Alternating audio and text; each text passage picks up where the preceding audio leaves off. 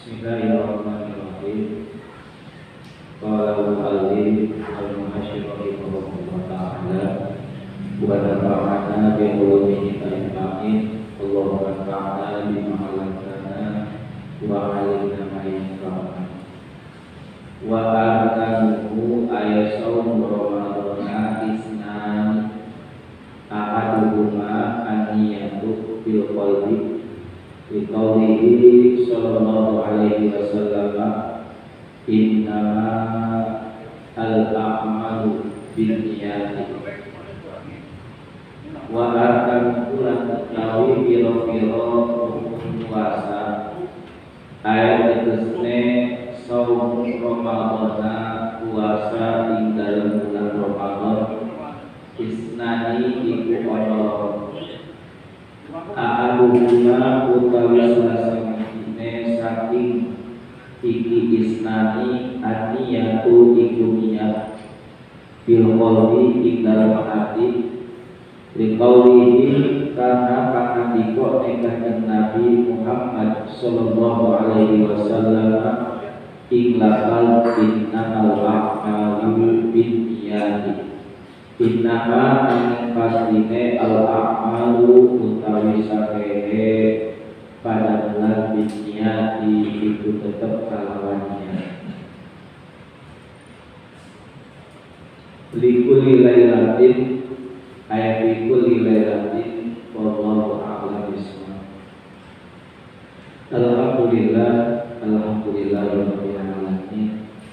Pada kesempatan yang berbahagia ini kita masih bisa merasakan berbagai macam nikmat dari Allah Subhanahu wa taala sehingga bisa dikumpulkan kembali di tempat yang mulia ini.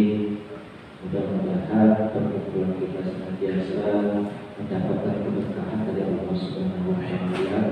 Mudah-mudahan Allah senantiasa turunkan rahmat kasih sayang untuk kita.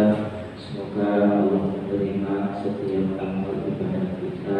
Allah membimbing kita untuk bisa beribadah kepadanya. Allah berikan ketentraman di dalam hati kita. Mudah-mudahan Allah mengampuni setiap dosa dan kesalahan kita, dosa dan kesalahan kedua orang tua kita, dosa dan kesalahan keluarga kita. Mudah-mudahan Allah berikan kemudahan di setiap urusan kita. Allah berikan setiap kemudahan kita. Allah berkatkan rezeki kita. Allah berkatkan umur kita. Allah berkatkan ilmu kita. Dan Allah memberikan kita semua dalam keadaan husnul khotimah. Amin ya Allah ya Rabbal alamin. Wa arkanuhu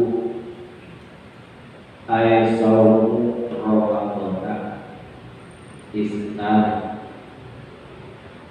Kita lanjutkan kembali pembahasan kitab Salasiddin, membahas mengenai rukun-rukun sholat, rukun-rukun puasa. Pada pertemuan sebelumnya pembahasannya tentang fardu puasa. Nah, kalau sekarang rukun-rukun puasa. Sebelumnya kita harus mengetahui terlebih dahulu apa yang dinamakan dengan rukun. Karena di dalam kaidah fikih ada beberapa istilah yang harus kita pahami, yang mana istilah ini berkaitan mengenai sempurnanya ibadah atau sempurnanya amal perbuatan kita. Ada yang dikenal dengan istilah syarat, ada yang dikenal dengan istilah rukun, ada yang dikenal dengan istilah ma'lum, sohihun, pasahun, dan fardun. Ada syarat, ada rukun, ada pembatalan atau adapun yang merusak, ada juga manu yang mencegah, ada yang disebut dengan sah, nafsek.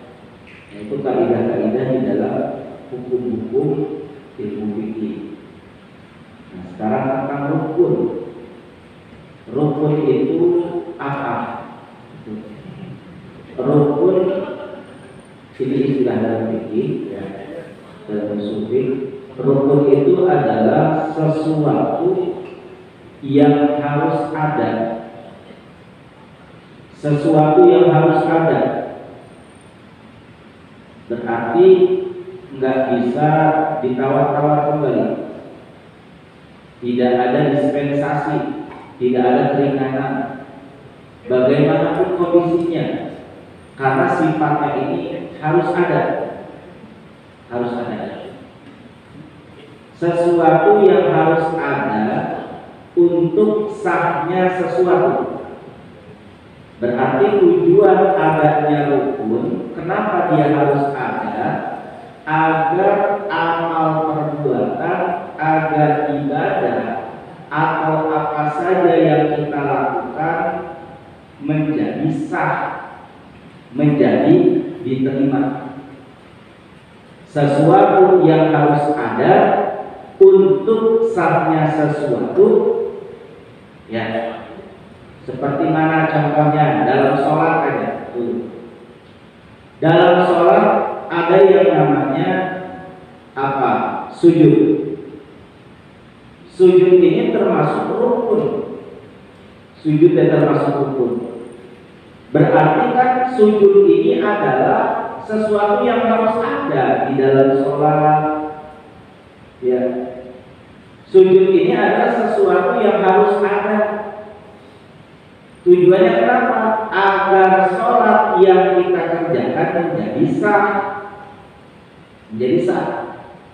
Maka dari itu, kalau seandainya orang sholat tidak melakukan sujud, maka sudah tentu sholatnya tidak sah, bagaimanapun kondisinya. Kita lari ke puasa. Dalam puasa ada yang namanya niat. Itu termasuk rukun. Berarti niat puasa, niat itu adalah sesuatu yang harus ada di dalam ibadah puasa agar puasa kita sah secara hukum fikih. Agar puasa kita sah di hadapan Allah menjadi nilai ibadah. Gitu. Maka seandainya orang berpuasa tidak diawali dengan niat, seandainya orang berpuasa tidak didasari dengan niat, tentu puasanya tidak akan sah, tidak akan diterima, tidak sah menurut sudut pandang ilmu fikih, tidak akan diterima di hadapan Allah, nilainya tidak menjadi ibadah. Itu rukun. Sesuatu yang harus ada untuk sahnya sesuatu. Itu. Lanjut lagi. Dan dia merupakan salah satu daripada hakikat. Dia merupakan salah satu daripada salah satu hakikat dari sesuatu tersebut. Tadi dalam sholat ada yang namanya sujud. Sujud dia merupakan bagian dari sholat. Ya, sujud ini merupakan salah satu daripada hakikat sholat. Karena yang namanya sholat pengertiannya itu apa? Aqwalun wa af'alun muftatahatun bitakbir wa muftatahatun bitasbih. Sholat itu adalah rangkaian ucapan dan rangkaian perbuatan yang diawali dengan takbiratul ihram dan ditutup dengan pembacaan salam. Di dalam rangkaian sholat, af'alnya, perbuatannya itu ada yang namanya sujud. Ada yang namanya sujud. Berarti sujud merupakan salah satu daripada hakikat sholat. Sujud merupakan hakikat daripada sholat, sehingga orang yang sholatnya tidak melakukan sujud tentu tidak akan sah sholatnya. Kenapa? Karena hakikat sholatnya menjadi rusak, hakikat sholatnya menjadi berkurang. Begitupun sama niat di dalam puasa, karena yang namanya puasa itu secara syar'i, ya, secara syar'i menahan diri dari yang namanya makan dan minum dan segala sesuatu yang membatalkannya, dari mulai terbit fajar sampai terbenamnya matahari dengan niat. Sehingga apabila ada orang yang puasa tidak didasari dengan niat, ada orang yang berpuasa tidak diawali dengan niat, itu tidak disebut dengan berpuasa secara syar'i, tidak disebut berpuasa secara fikih. Beda lagi, kembali lagi ke belakang, beda lagi kalau menurut ulama ahli lughah, ahli bahasa. Kalau menurut ulama ahli lughah atau ulama ahli bahasa, as-shaum dia al-imsak, puasa itu adalah menahan diri. Berarti nahan apa saja dia disebutnya puasa. Sekalipun kita 1 jam tidak makan, nahan kagak makan, kata ulama ahli bahasa itu namanya puasa, kata ahli bahasa. Tapi kalau kata ulama fikih bagaimana? Bukan disebut puasa itu, karena puasa pengertiannya tidak seumum seperti itu, harus didasari dengannya. Nah, itu adalah rukun, ya, sesuatu yang harus ada untuk sahnya sesuatu yang lain, dan dia merupakan salah satu daripada hakikat dari sesuatu tersebut. Niat merupakan sesuatu yang harus ada untuk sahnya puasa, dan niat ini merupakan salah satu hakikat daripada puasa tersebut. Sujud merupakan salah satu yang harus ada di dalam sholat agar sahnya sholat kita, dan sujud merupakan salah satu daripada hakikat dari sholat tersebut. Nah, itu yang dinamakan dengan rukun. Itu pengertian rukun. Wa arkanuhu ay shaum Ramadan. Rukun puasa ayat shaum Ramadan menjelaskan kesamaran daripada domir yang nempel sama kalimat arkan. Wa arkanuhu, nah ini marjanya kembalinya kepada kalimat shaum Ramadan. Rukun apa?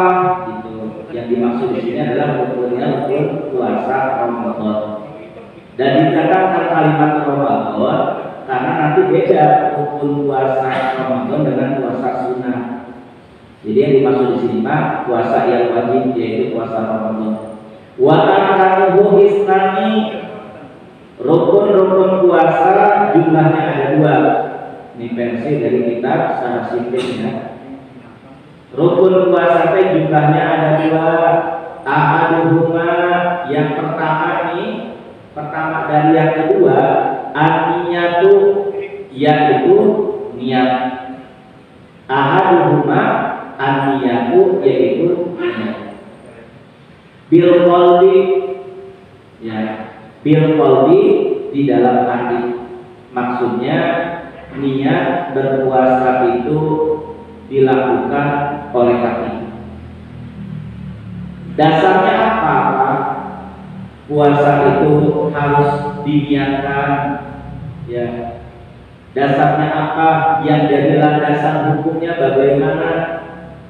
Karena segala sesuatu juga, apalagi ini berkaitan tentang ibadah, itu harus ada landasan hukumnya.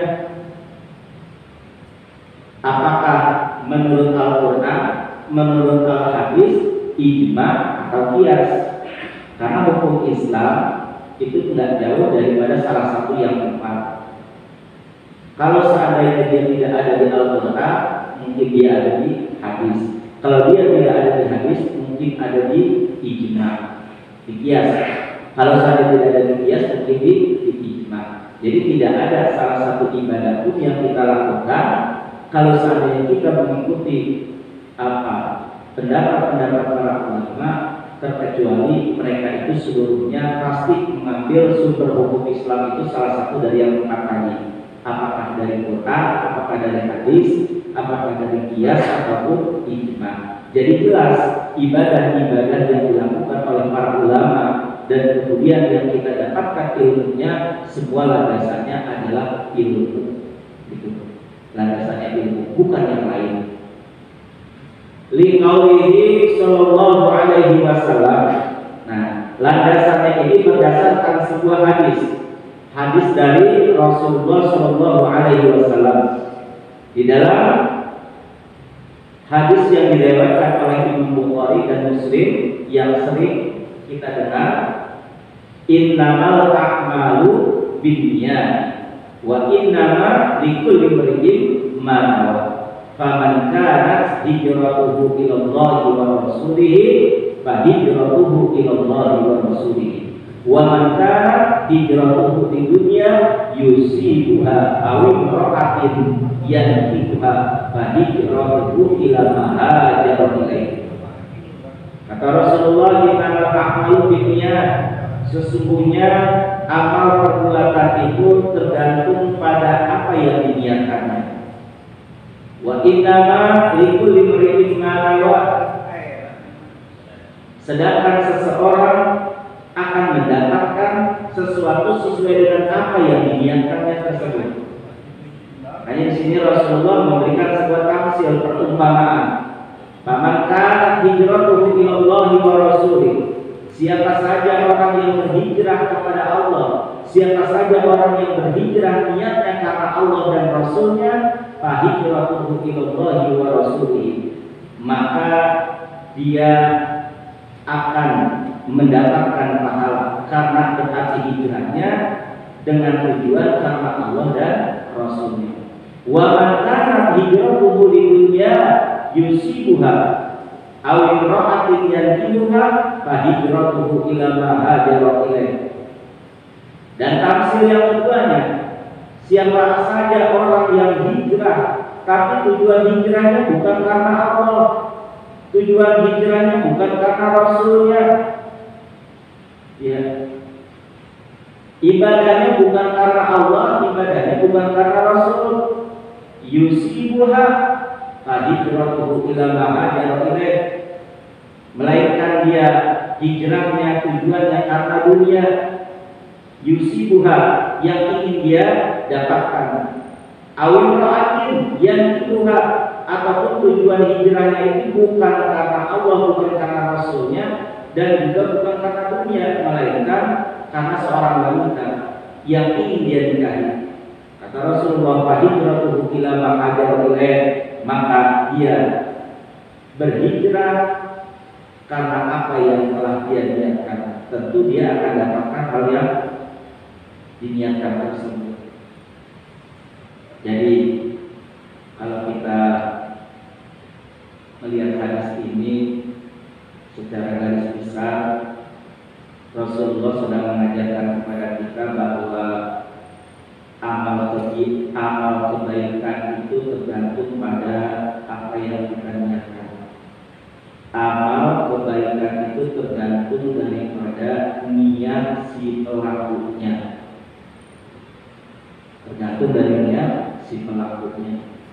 Kalau memang tujuannya ikhlas karena Allah dan Rasulnya, baik itu sholat, puasa, zakat, baca Quran, berzikir, sedekah, ngaji, apa saja tujuannya ikhlas karena Allah dan Rasulnya, maka tentu amalnya akan nyampe ke hadapan Allah dan Rasul, amalnya akan diterima. Begitupun sebaliknya, kalau seandainya ada orang yang beramal hanya untuk mendapatkan urusan duniawi saja, maka dia hanya akan mendapatkan apa yang dia cari. Sholatnya bukan karena Allah, misalkan karena dunia, dia nanti pulang ke hadapan Allah tidak ada nilainya apa-apa. Sedekahnya bukan karena Allah, tapi karena yang lain, ya berarti ketika pulang ke hadapan Allah dia tidak akan mendapatkan amal apa-apa, tidak akan mendapatkan pahala apa-apa, karena niatnya bukan ibadah. Innamal a'malu binniyat. Nah, biar puasa yang kita lakukan menjadi nilai ibadah, makanya harus diniatkan. Niatnya apa? Ya karena Allah. Biar sholat yang kita lakukan itu diterima oleh Allah sampai, ya berarti harus diniatkan. Niatnya karena apa? Lillahi ta'ala. Di ayat 112 awal nanti kita lanjut lagi. Mudah-mudahan bermanfaat dan bermanfaat. Semoga Allah berusaha kita, semoga Allah sehatkan kita semua dan berkumpul yang baik.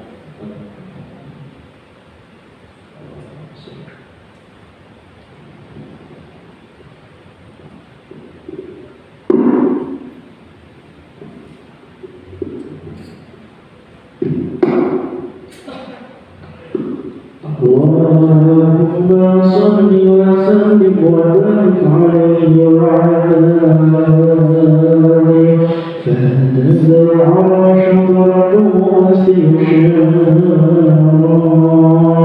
ازدادت سميقة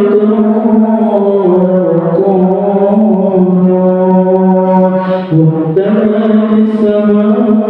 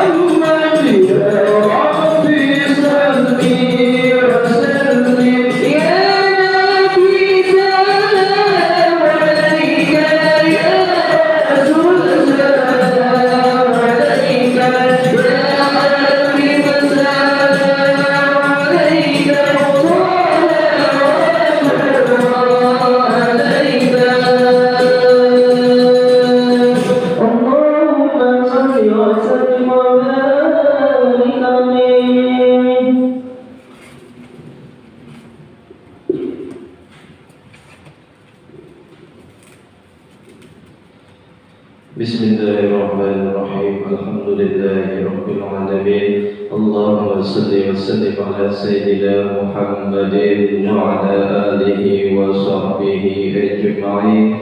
Ja'alana Allah wa iyyakum mimman yastajibu syafa'atahu wa yarju rahmatahu wa ghafratahu. Allahumma bi hurmati hadzal nabiyyil karim wa alihi wa ashabihi as-sabiqin ala manhajihi al-qawim.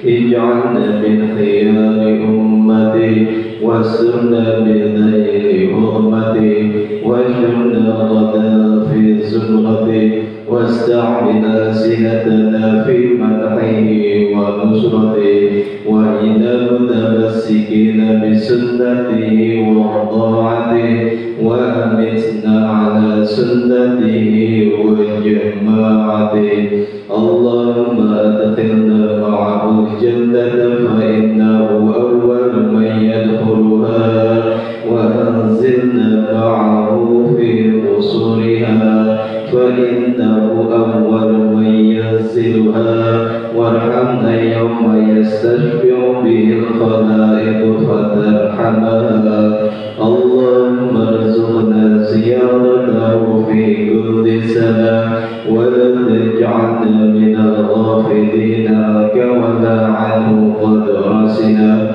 Allahumma la taj'al fi majlisina hadha ahadan illa ghasalta bima'in tawbati dhunuba wa satarta biridda'i maghfirati uyuba.